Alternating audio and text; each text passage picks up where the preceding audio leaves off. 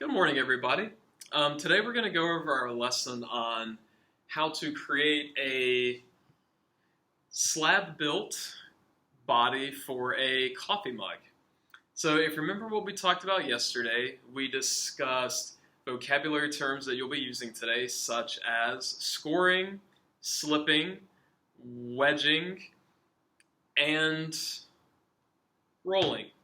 So the first step, can anybody remember what the first step is when working with clay? Good, wedging, that's actually right. So, like we looked at yesterday, the very first thing you want to do with your clay is you want to make sure that you get all those air pockets out of it. So what I'm going to do is, I'm going to drop it against the table a few times, and what that does is it starts to get the air pockets out of the clay, because if we have any air pockets in there, those are going to blow up in the kiln, and we want to avoid any sort of explosions. So something I like to do is, when I'm wedging for the purposes of making a slab, I will do the wedging on one side so it starts to flatten out.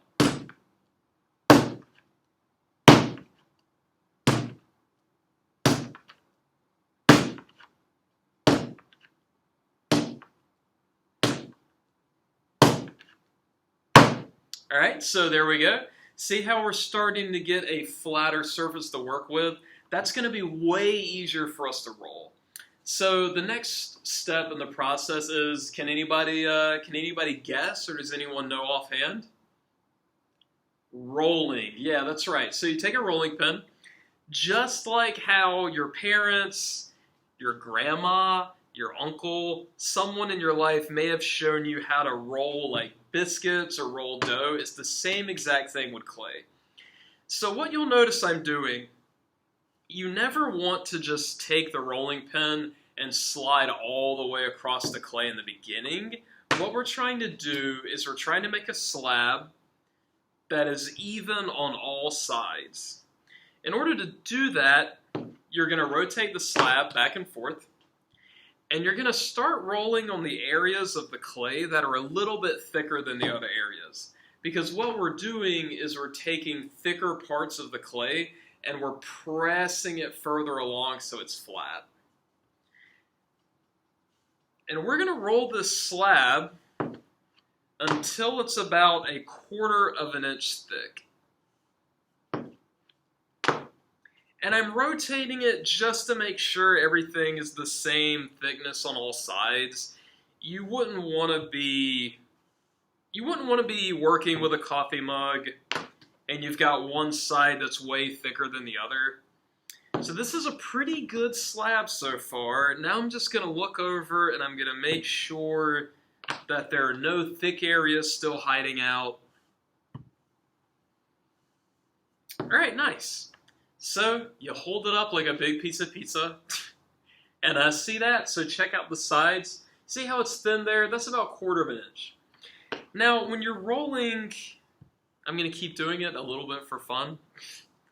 Now, when you're doing a mug, you want it to be a very wide slab because you don't know which parts of the clay we're going to use. So,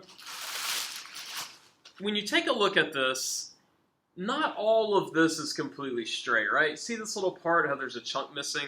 We're going to cut pieces like that away. So what I like to do with my slab is I like to get a nice little rectangular shape cut out. Now, can anyone remember how tall these mugs are supposed to be? That's going to dictate the size of your slab that you cut. Can anybody remember that? Anybody? It's 8 inches. That's fine if you didn't remember, because I can just cover it now.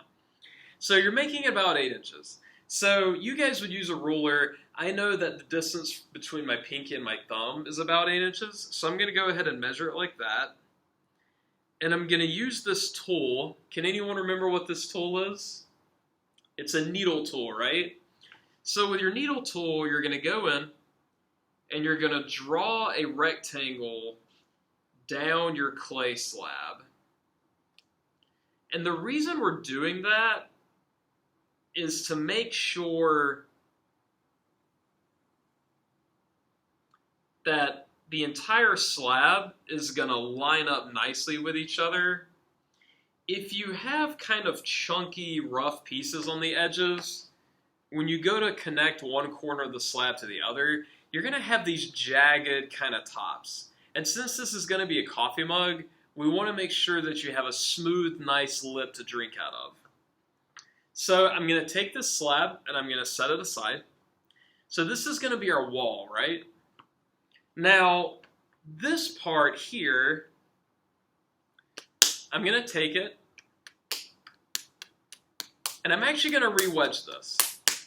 So I'm going to take it, drop it against the table a few times to get the air out.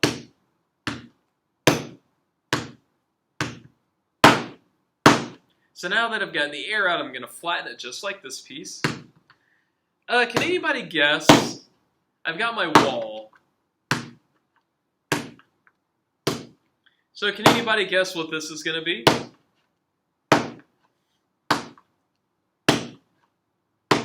Not the top. Remember, this is a mug, so if not the top, then what? It's going to be the bottom, right? So this slab that I'm rolling is going to serve as the bottom of my mug.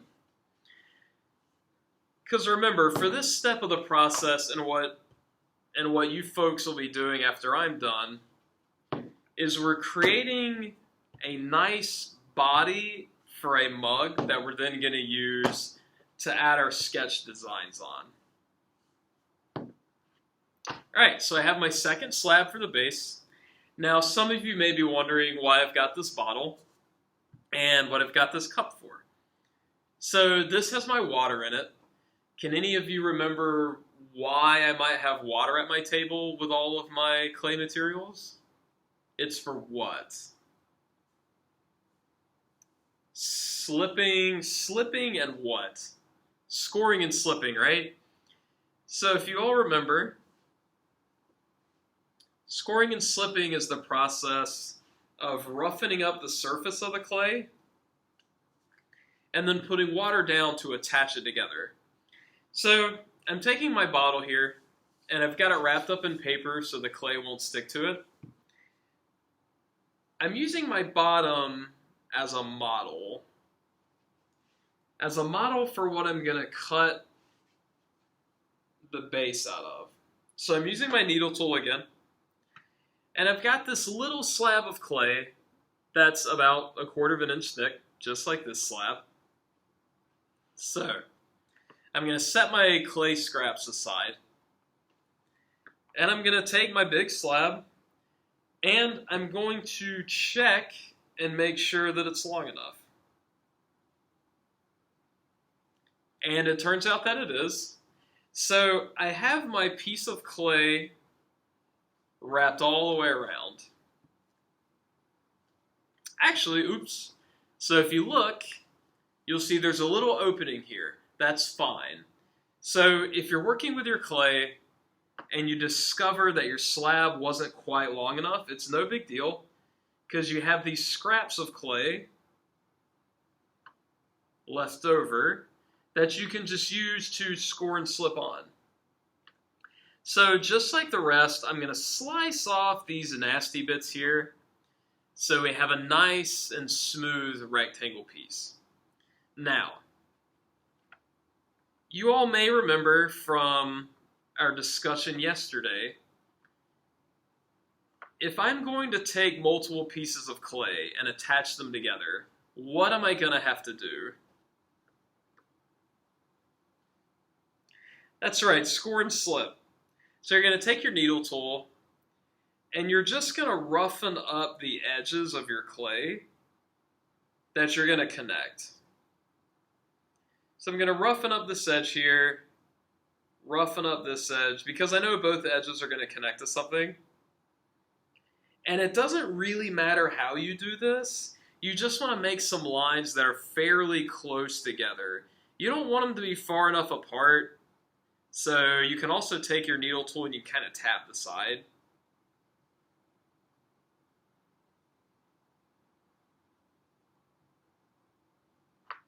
Now, I'm going to take my finger and I'm going to add some water to the side. This part is called slipping.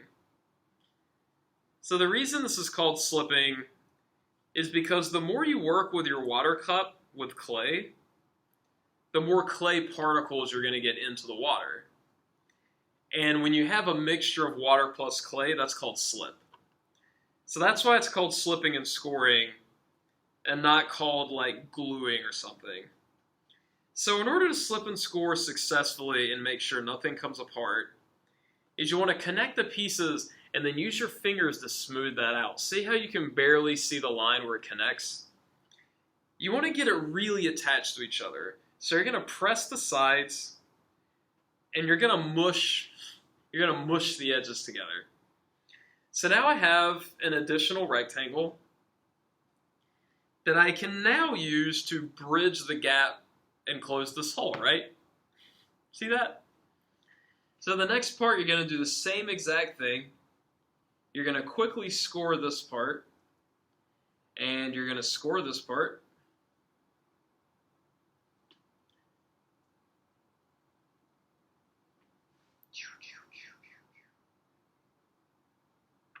Now, what's next? Add my what? Add my water, right? So take your finger, add some water to the side, do it again over here, get it nice and wet, do the same part here, and then you're going to attach it. And don't be afraid to get in there. So get up against your bottle, get up against your clay, and you really want to press because you're trying to close that gap. Like, this isn't just about patching a hole. You're patching a hole, but you need to do it in a way that's actually going to stay, and it's not going to pop off at any time. So you really want to press. Try to get it smooth. You can always smooth out the top later. So see, there we go. So now we've got a fully wrapped bottle cylinder, right? And it's about 8 inches tall. And now we can attach the base. Now, you've got this bottle in here, right? So you want a coffee mug. You don't want a bottle koozie. So remember how we wrap that in paper? Having the paper, see this? It lets the bottle slide right out of there. See how that works? Nice and easy. And you can leave your paper behind because it's going to burn up in the kiln. So I like to leave it in there. Leaving the paper there actually keeps it smooth on the inside, which is something we need later for food safety. Now, can anyone tell me why we want these to be food safe? Does anybody remember? What are we going to do with these? Okay, sure. You might put it in a cabinet at home. But what else are we going to do with these? We're going to put them where? That's right. At the Karma Coffee. Can anybody remember what we're doing there? Yeah, the art show. So we really want these to be food safe because when we put them in the art show at Karma Coffee, somebody might like your mug enough to buy it. Yes, you do get to keep the money. I will not. Why would I would not take it from you. If you sell your mug, then all the money is yours, right? I am not taking a cut. The school is not. It's all yours. So you want it to be safe, so you want people to actually be able to use it. Okay, so we're getting a little bit sidetracked. So I scored and slipped this, or I scored it without telling anybody while I was talking. And then you score the bottom. And now the final step is just to take your fingers and you want to press it against that base. Sometimes it helps to stick your hand in there. Be a little bit careful. I have really small hands, so I can get in there and hold it. So see how I'm pinching the bottom with my left hand? I'm using my right hand to press the inside up against the wall. And that's going to make sure that we have a really nice connection.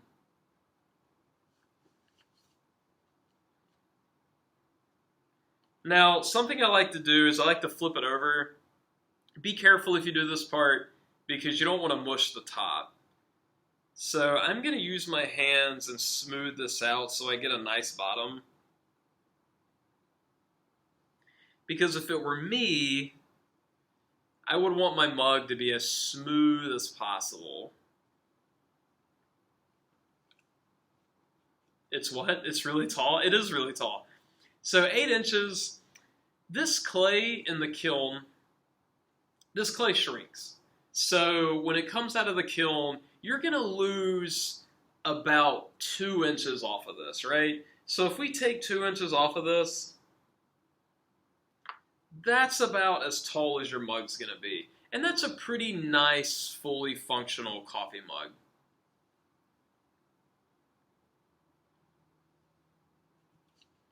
So I'm just going to use my hand, smooth this out a little bit.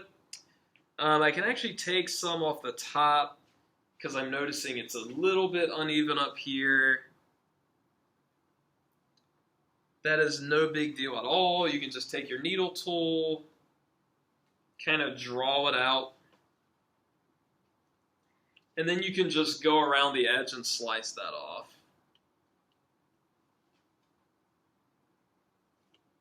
And remember, if you slice any pieces off, it's a good idea to just set them aside, like on your scrap heap of clay. All right, there we go. So it's a little more even on top. We've got all this clay, so we're just going to ball it up. Take my scrap pieces here, and then bam. So I've still got this at my station, right? Now, does anybody remember what the next step is? Did you say it looks done? It is pretty much done. So this is what I want all of you to be able to do by the end of the day. So this is my functional base for my coffee mug. And then what you all are going to do when you have this is you're going to use your sketches.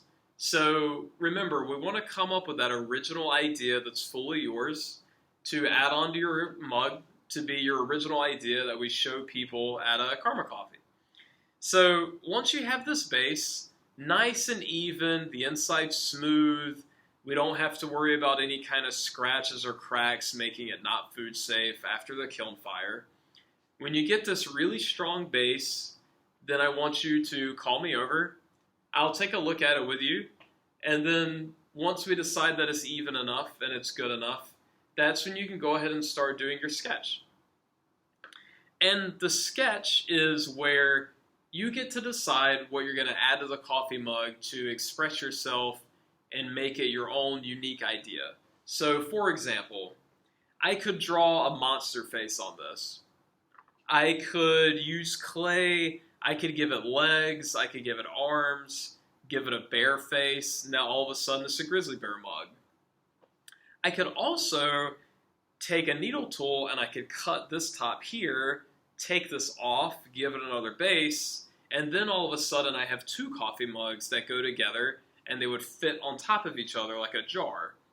So you're really only limited with this project by how much you can imagine doing with your coffee mug.